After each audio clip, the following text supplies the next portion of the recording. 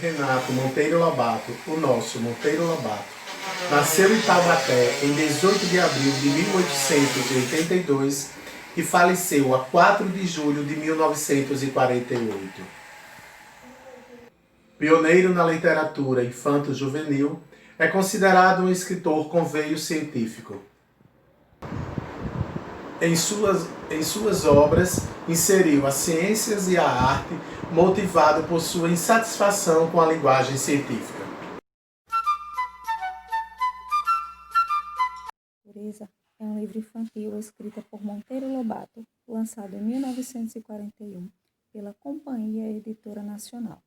A história ela tem início quando Dona Benta, tia Anastácia e Visconde de Sabugosa são convidados a participarem da Conferência da Paz em 1945, após o término da guerra na Europa, como representantes da humanidade e do bom senso. Todos vão à Europa com exceção da Emília. Feita de pano e recheada de macela, a boneca Emília faz parte da turma do sítio do Pica-Pau Amarelo.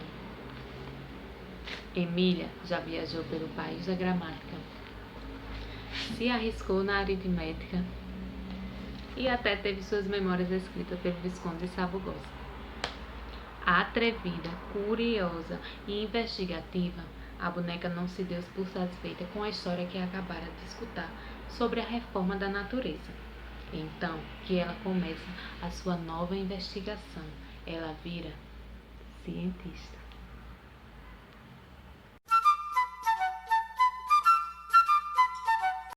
Olá, pessoal! Dando continuidade ao que a nossa querida professora Raíssa falou, a reforma da natureza de Monteiro Lobato, segundo a fábula, Américo Pisca-Pisca, que é um dos personagens, via defeito em tudo na natureza. Foi aí que ele decidiu fazer uma reforma. E a sua primeira reforma seria trocar as jaboticabas pelas abóboras, porque para ele seria mais fácil pegar as jaboticabas no chão.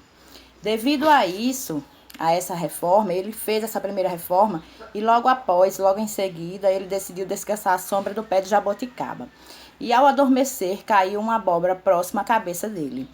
E aí, devido a esse fato, foi que ele viu que se tivesse sido uma abóbora caída na cabeça dele, o estrago teria sido feito.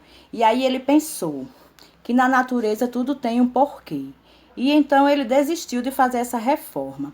Na verdade, essa parte da fábula é uma caricatura da experiência científica de Newton na lei da gravidade. Mas Newton usou a maçã e a fábula oferece dois outros elementos no lugar da maçã, que são as jaboticabas e a abóbora.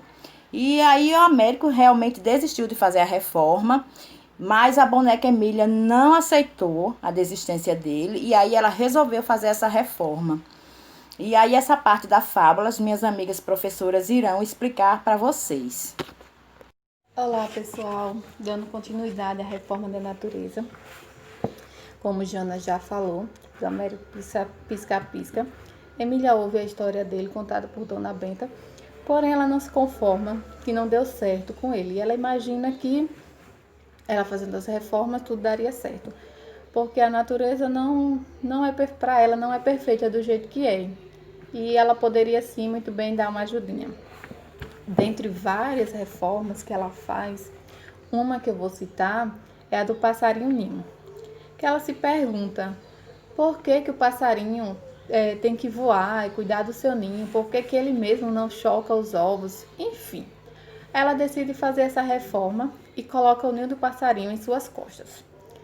E fala que não tem porquê a fêmea que ficar cuidando dos ovos ou chocar, ela pensa nisso também. E ela faz essas reformas sem nenhum critério científico, tendo consequências ou não. Ela resolve fazer, vai lá e faz. Emília continuava inconformada com a natureza, então pensou em reformar a vaca mocha. Simplesmente colocou a cauda no meio das costas para que ela pudesse espanar todas as moscas que ficavam ali repousando. Logo após, mudou as tetas de lugar, colocou do lado esquerdo e do lado direito.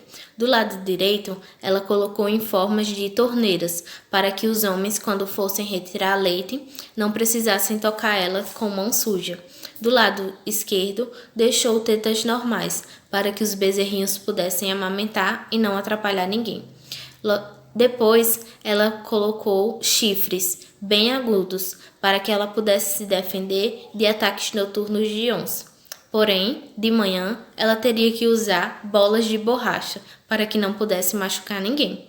Então, ela simplesmente depois pensou: que tal colocar pelos macios e bem fofinhos? E assim o fez. Achou pouco, ainda colocou furta-cor. Eu amo a natureza. Eu acho ela perfeita. As árvores, o céu, o mar, os animais, eles são perfeitos. Eles andam em perfeita sincronia. Tudo se encaixa. Um animal depende do outro. Um ecossistema depende do outro. Olha só o nosso sítio, como é lindo. Ao estranho.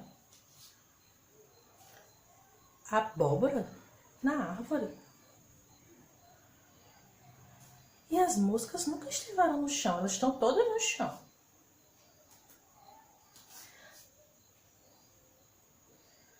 As jabuticabas, elas estão no chão. As borboletas não voam. O que será que aconteceu? Onde está a harmonia do nosso sítio tão lindo? Isso é coisa da Dona Emília. Ela aproveitou que a Dona Benta viajou e aprontou. Ela vivia falando em mudanças. Emília, por onde você anda, mocinha? Estou lhe procurando. Ô, Dona Emília, cadê você, Dona Emília? Oi, tia Cacá. Gostou das minhas mudanças? Tudo está lindo. O nosso sítio está ainda mais bonito, mais perfeito. Coloquei as abóboras na jabuticabeira. Sabe por quê?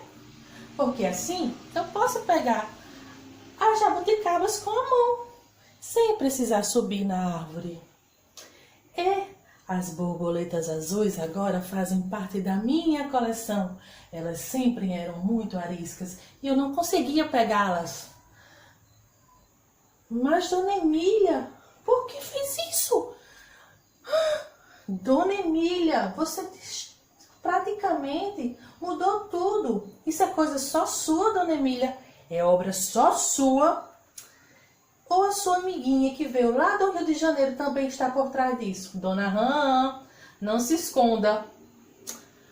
Oi, Dona Rã, o que está acontecendo? Ô, tia Cacá, é tudo culpa da Dona Emília. A minha amiga, ela fez todas essas mudanças. Meninas, vocês viram o que aconteceu? Vocês vão alterar todo o ecossistema do nosso sítio. Eles vão ficar... A natureza do nosso sítio vai ficar extremamente destruída, porque aos poucos, um animal que dependia do outro, ele não vai estar mais lá. As moscas, que fazem parte de todo o ecossistema natural, que elas fazem parte da limpeza do meio ambiente, as formigas vão comê-las, porque elas estão no chão. As abóboras nas árvores, se der um vento, elas vão cair todas na cabeça de alguém que estiver ali embaixo. Elas vão todas quebrar, vão amassá-las. E as jabuticabas? Elas estão todas no chão. Você alterou tudo, Dona Emília. Não, tia Cacá. Eu só não mexi nas formigas, porque eu acho que os tamanhos dos animais, quanto menores eles são, mais perfeitos. Eu acho as formigas tão perfeitas. Tudo nela é perfeito. Um corpo tão pequenininho, tudo cabe dentro dele. Pois Dona Emília e Dona Rã, eu não gostei do que vocês fizeram. Vocês sabiam que vocês alteraram toda uma cadeia alimentar, todo um ecossistema. E isso pode destruir o nosso sítio. Podem acabar todas as formigas, podem acabar também as borboletas. As borboletas agora todos vão querer pegá-las. E elas podem entrar em extinção. Sem falar das moscas. E as abóboras podem machucar as pessoas. Vocês viram? Meninas, olhe, você desfaça isso, Dona Emília, porque se a Dona Benta chegar, ela não vai gostar e ela vai reclamar com você. Tá ouvindo? Oh, tia Cacá, me desculpe, mas eu ainda tenho algumas mudanças a fazer. Dona Emília, não se atreva!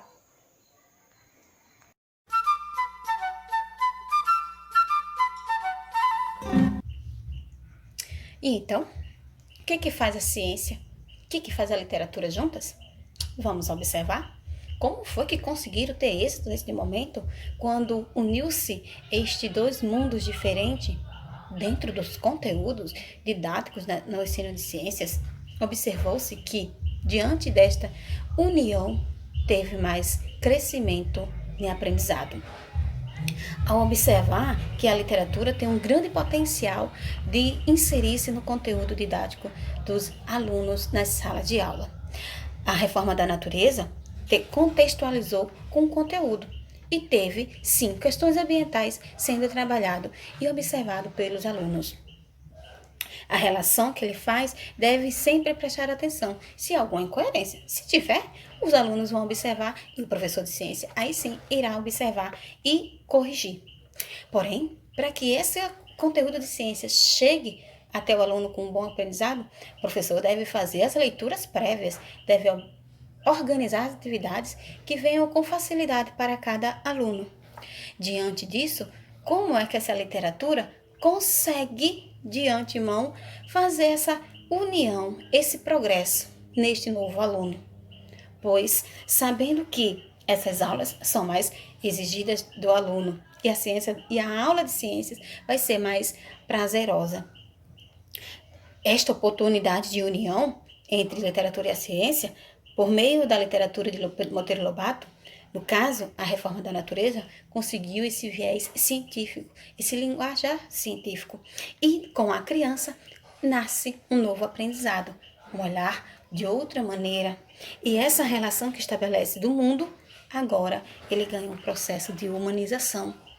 Desta forma, a BNCC vem junto com a literatura, fazendo com que a criança pesquise, dialogue, vá em busca, que ele não fique parado na mesmice, que ele busque mais informação. Isso vai fazer com que os conteúdos, as habilidades que a criança possa adquirir, cresça conforme o seu conhecimento a partir de agora.